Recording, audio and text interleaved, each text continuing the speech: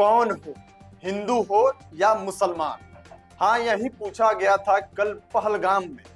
और ये जो तस्वीर में दिख रहा है आपको, अगर ये भाई साहब अगर मुसलमान होते तो शायद आज इस दुनिया में जरूर होते हैं। कल जो कश्मीर में हुआ है, अनंतनाग के पहलगाम में, वो पूरी इंसानियत को शर्मसार कर दिया है। एक एक इंसान से पूछा गया कि भाई साहब आप किस धर्म से हो, आप हिंदू हो कि मुसलमान हो। किसी से किसी की जाति नहीं पूछी गई, किसी से नहीं पूछा गया कि भाई आप यादव हो कि मिश्रा हो कि पांडे हो या कुर्मी हो या दलित हो। पूछा गया सिर्फ धर्म। और उसके बदले में क्या मिला? भाई साहब अगर आप बताएं आप हिंदू हैं, उसके बदले में आपको छाती पे आपकी गोली मिली। कल का जो दृश्य था, जो अनंतनाग के पहलगाम से वीडियो आ रही है, उसमें देखा जा रहा था, वो काफी सिसकने वाला था। मतलब अपने आप को अगर नहीं रोका जाए तो आंख से आंसू आ जाए। लोग से पूछा जा रहा है भाई साहब आप किस जाति से, नहीं आप किस धर्म से हैं, ये पूछा जा रहा है। अगर आप हिंदू हैं तो सीधे छाती पे गोली, मुस्लिम है तो ठीक है भाई साहब आप हट। इतना तक तो सही था जब एक इंसान से पूछा गया कि भाई साहब आप अपनी पैंट उतारो, ये देखने के लिए कि हिंदू है कि मुसलमान। और जो लोग यहाँ बैठ के कहते हैं कि आतंकवाद का कोई धर्म नहीं होता, आज उनके सामने किस मुंह से जाओगे भाई? आतंकवाद का धर्म होता है। अगर नहीं होता है तो जो कल पहलगाम में हुआ है वो क्या था? हत्यारों ने धर्म पूछा और जैसे ही जवाब आया हिंदू, गोलियां चला दी। कोई डकैती नहीं थी, कोई लड़ाई नहीं थी, सिर्फ एक सवाल, तेरा धर्म क्या है? और जवाब सुनते ही अगर हिंदू है तो गोली मार दो। क्या भारत में जीने के लिए धर्म बताना पड़ेगा?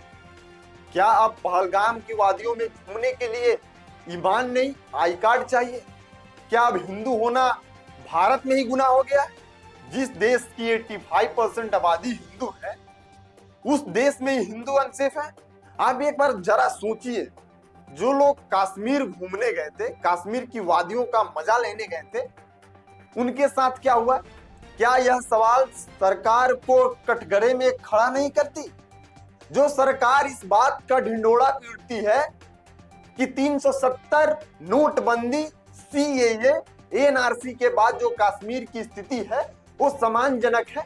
लोग इस बात को सुनकर, सरकार जब इसका ऐड चलवाती है, कश्मीर एक पर्यटक स्थल है, लोगों के मन में ख्याल आता है कि क्यों ना चला जाए कश्मीर घूमने।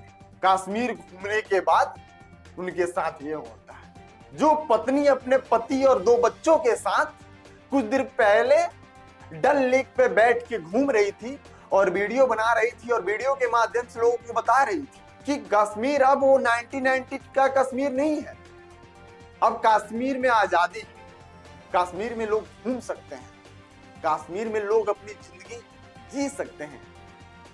लेकिन क्या यही है आजादी? क्या AK-47 जो चला रहे थे उस पर धर्म लिखी हुई थी? धर्म की पहचान हो रही थी उस पे? जब संसद भवन में आप लोग शपथ लेते हैं तब आप कहते हैं कि जय भीम, जय फिलिस्तीन, जय मी। लेकिन जब इंडिया में इंडियन मेजोरिटी को मारा जाता है, वो भी उनसे पूछ के कि उनकी धर्म क्या है, तब कहां जाती है आपकी इंसानियत? तब कहां रहते हैं आप लोग?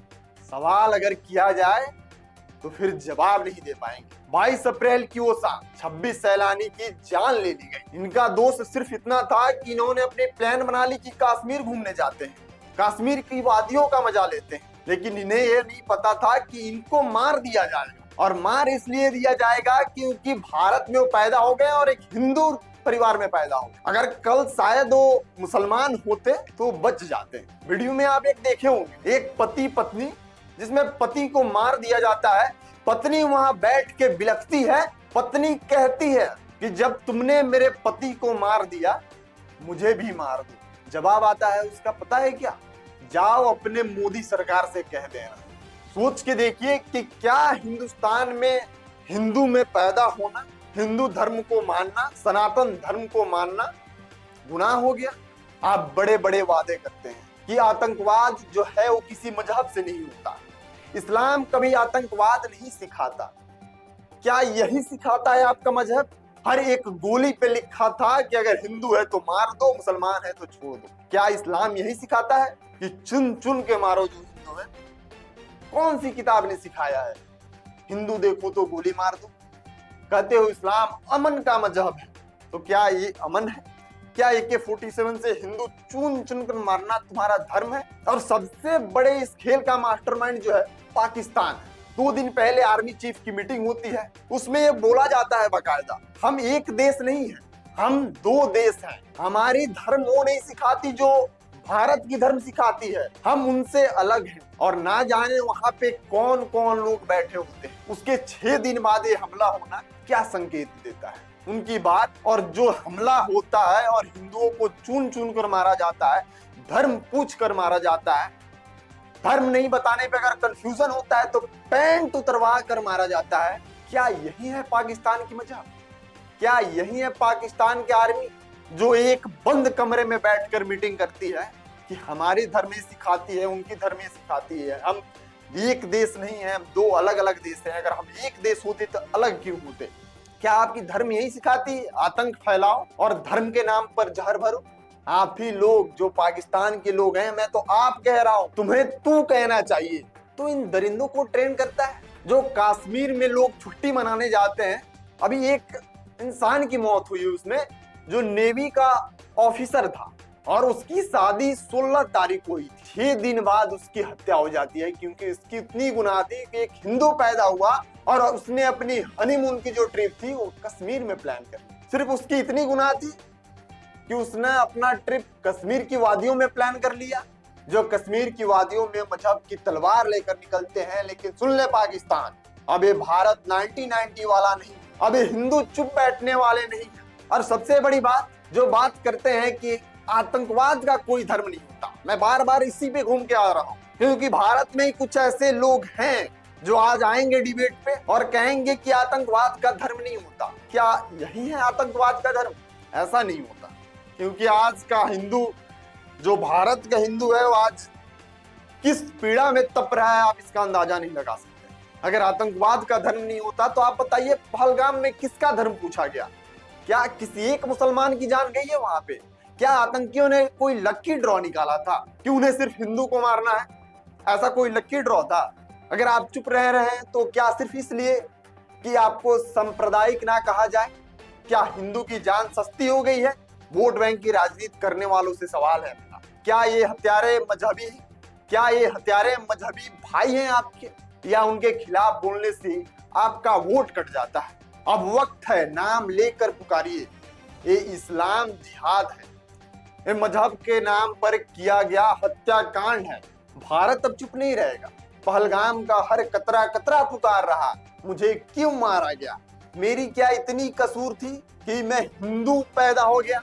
शायद इस घटना के बाद अगर कोई अनजान इंसान आपसे पूछे कि आप किस धर्म से हैं, तो आप डर जाएंगे कि मुसलमान कहूं या हिंदू कहूं, किसमें वाला ही? सीना तान कर कहिएगा, 26 गोली नहीं 46 गोली खा लीजिएगा, लेकिन सीना तान के कहिएगा कि हाँ मैं हिंदू हूं।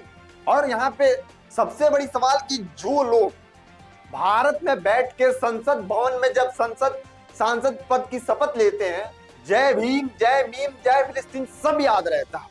कहते हैं कि बस 15 मिनट के लिए पुलिस हटा दो, बाकी हम देख लेंगे। आज कहाँ है वैसे? आज क्यों नहीं बोल रहे हैं? क्यों नहीं बोल रहे हैं? क्योंकि उनके धर्म के लोगों को नहीं मारा गया। मारा गया सिर्फ हिंदू।